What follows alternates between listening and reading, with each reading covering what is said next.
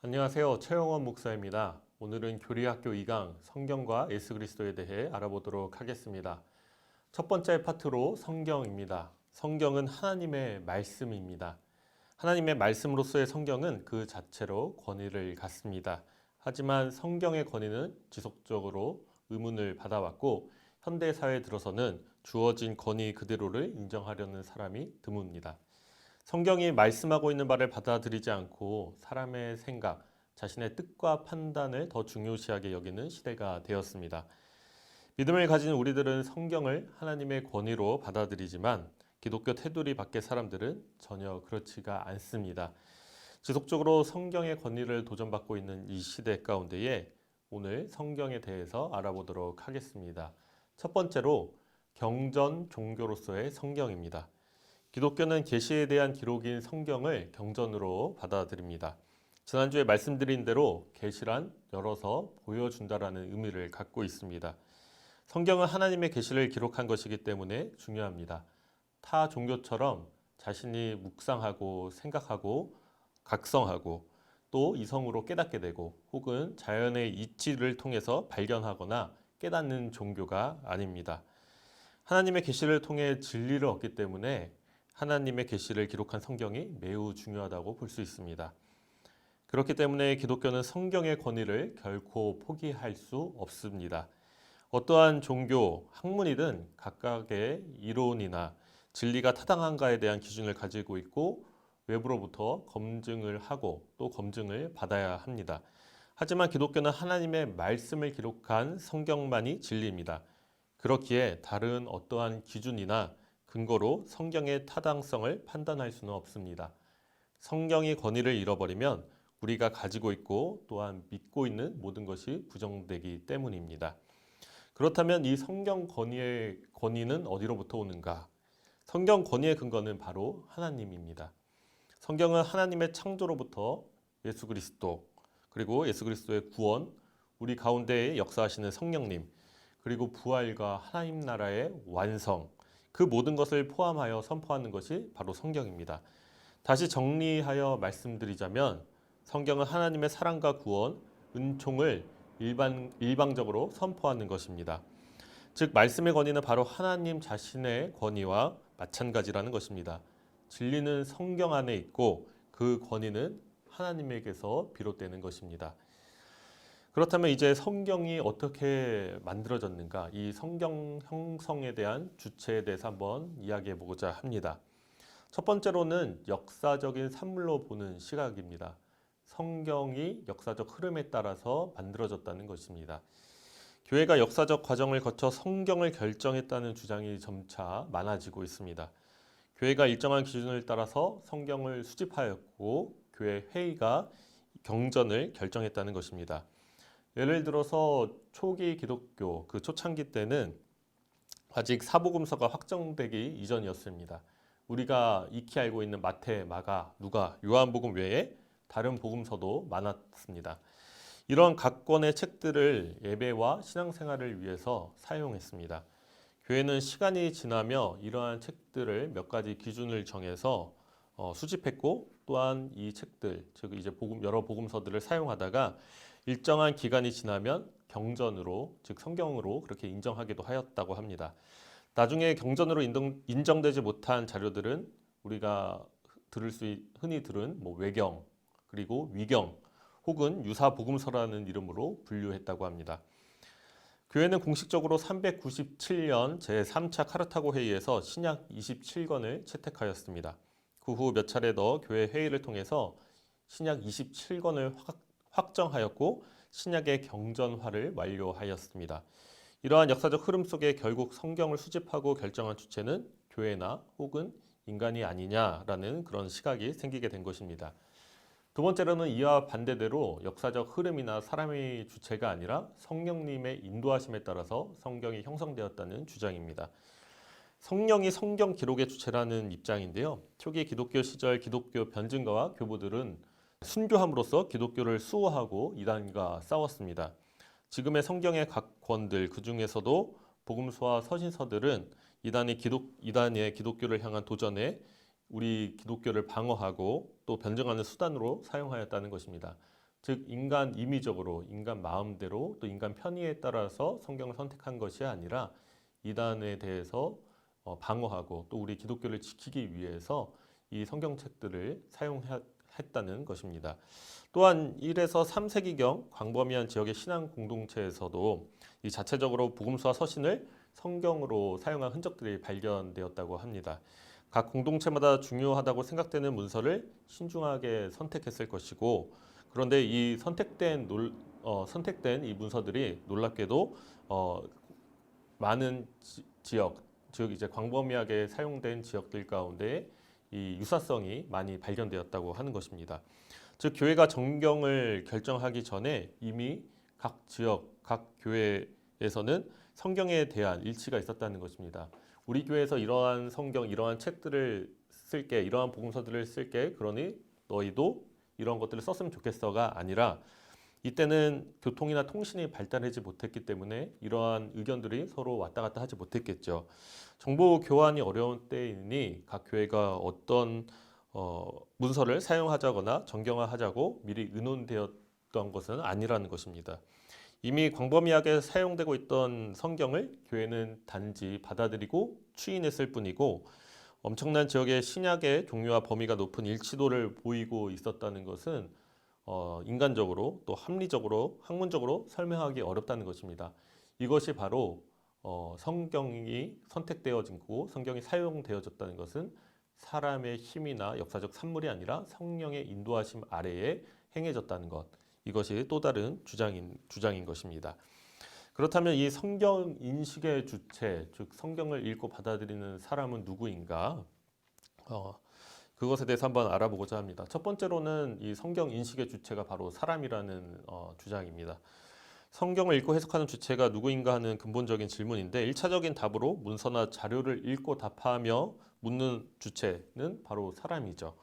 방금 언급한 일반적인 해석학을 성경에 적용했을 때 사람이 성경을 읽고 해석하는 주체가 되고, 성경은 인간에게 인식이 되어지는 대상이 되어버립니다. 사람이 어떠한 생각과 기준으로 성경을 해석하느냐에 따라 성경의 의미는 달라질 것입니다. 그러하게 선포하는 사람도 또 말씀을 듣는 사람도 이 사람이 주체가 되면 말씀의 권위는 잃어버리게 된다는 것입니다. 두 번째로는 성경 인식의 주체가 바로 하나님이라는 주장입니다. 20세기가 되면서 성경을 일반적인 해석학으로 그렇게 받아들이는 것에 대한 반성이 일어났습니다. 하나님의 말씀이 주체가 되는 해석학이 나타난 것이죠. 계시의 말씀을 인식할 수 있는 것은 결국 인간의 능력이 아니라 하나님이 하시는 것이고, 또 말씀의 능력이라는 것이 바로 이 주장입니다. 성경이 읽혀지고 구원 사건이 되는 것은 인간의 인식 능력이 달린 것이 아니라 말씀 스스로가 가지는 능력이라는 주장입니다. 이렇게 성경에 대해서 한번 알아보았고요. 이제 두 번째 파트인 바로 예수 그리스도에 대해서 한번 알아보고자 합니다. 예수 그리스도를 믿는다는 의미에서 기독교를 그리스도교라고 부를 수가 있습니다. 그만큼 예수님의 위치는 중요하며 또 예수님의 존재는 우리에게 너무나도 친숙한 그런 의미를 갖고 있습니다. 예수 그리스도를 이야기한다는 것은 예수님이 누구인지 질문하고 또 그 질문에 답하는 것, 그것이 바로 예수 그리스도를 이야기한다라고 말씀드릴 수 있겠고, 신학의 학문 중에서, 그 많은 학문 중에서 바로 이러한 질문과 답을 가리켜 기독론이다라고 말씀드릴 수가 있겠습니다.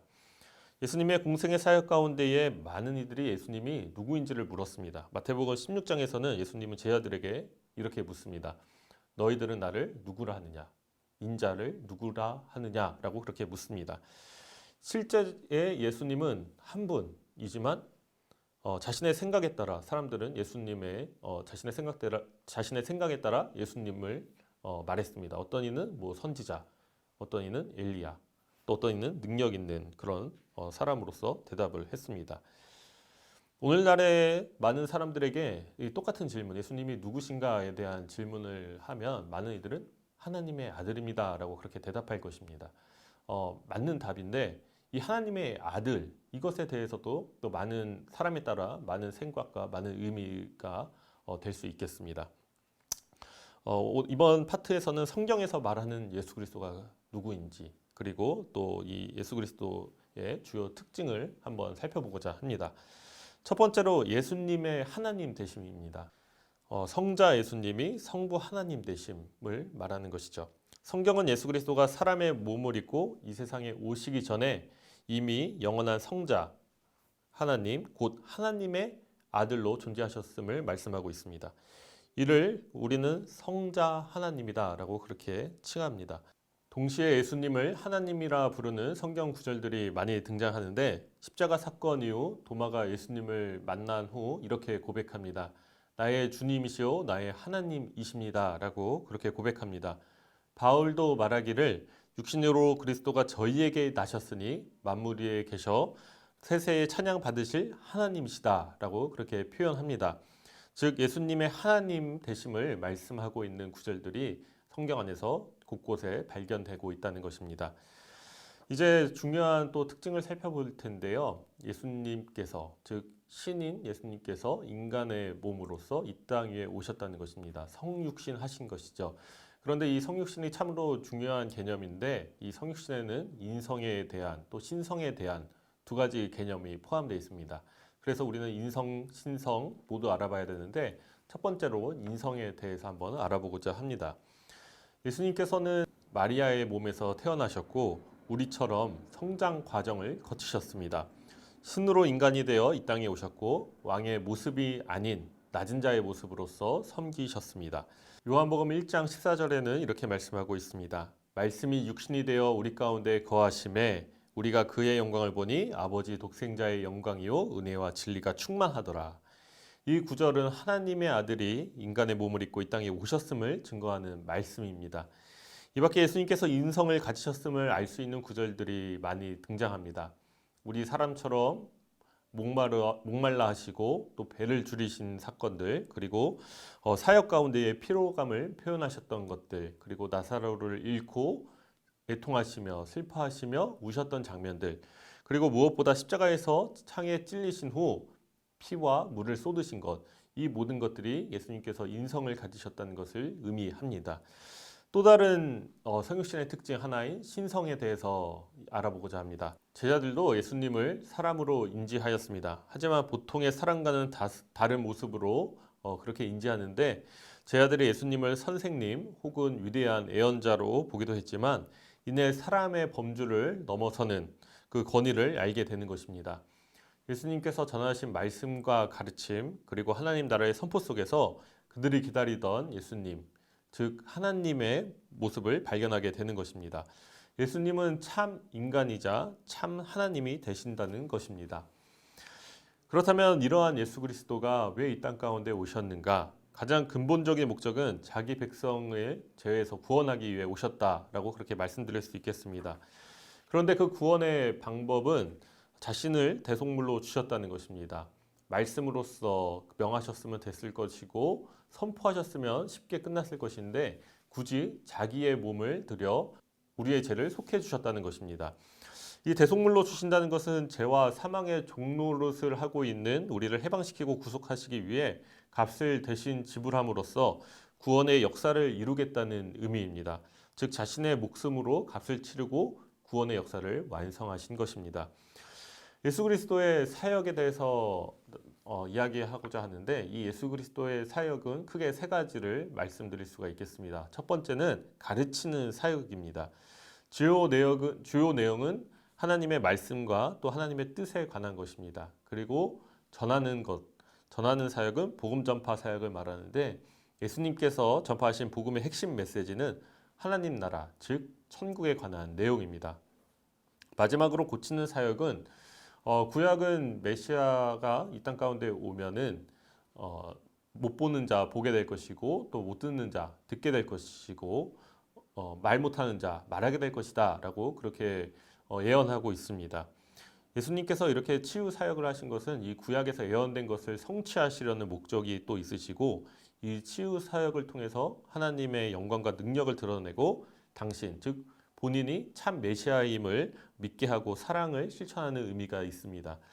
궁극적으로 예수님께서 십자가에 달려 죽으시고 부활하심으로 우리를 죄와 사망에서 구원하시는데 이 십자가 사건이 바로 이 치유 사역의 절정이다라고 그렇게 말씀드릴 수가 있겠습니다. 또 예수님께서는 십자가에서 달려 죽으셨습니다. 참 중요한 예수 그리스도에 대한 특징인 것이죠. 많은 이들이 우리를 죄에서 건져 주시기 위해서 우리를 구원하시기 위해서 십자가에서 달려 죽으셨다라고 그렇게 대답할 것인데 옳은 말입니다. 그런데 이 오늘 교리학교답게 이제 몇 가지 신학적인 의미를 소개해 드리자면 첫 번째는 희생 제사로서의 십자가 사건입니다. 십자가 사건은 죄인의 죄를 대신 속하는 제사, 즉 대속의 제사였습니다. 범죄한 이스라엘 백성은 자신의 죄를 양이나 염소에게 안수하여 죄를 전가했고 그 죄를 대신 진 염소와 양을 잡아서 그 피를 지성소에 뿌려 죄사함을 얻었습니다. 이렇듯 예수 그리스도는 세상 죄를 지고 가는 하나님의 어린 양으로 우리에게 오셔서 나의 죄를 지시고 우리의 죄를 지시고 이 십자가에서 죽으셨다는 것입니다. 자신의 생명으로 우리의 죄를 대신하는 그 속죄 제사를 드리셨습니다. 그리고 이 십자가 사건은 하나님의 사랑과 공의를 드러낸 계시적인 사건입니다. 하나님께서는 죄인을 대신하여 정죄당하고 죽임을 당할 어린 양 예수님을 보내주셨으며 예수님께서 십자가 위에서 우리의 죄값을 대신 담당하여 주심으로 하나님의 공의가 실현되었습니다. 또한 이러한 공의에 기초하여 죄인을 용서하여 주시고 용납하심으로써 그 하나님의 사랑을 보여주시고 확증하셨습니다. 이 십자가의 사건은 또 해방과 승리의 사건이라 말씀드릴 수가 있겠습니다.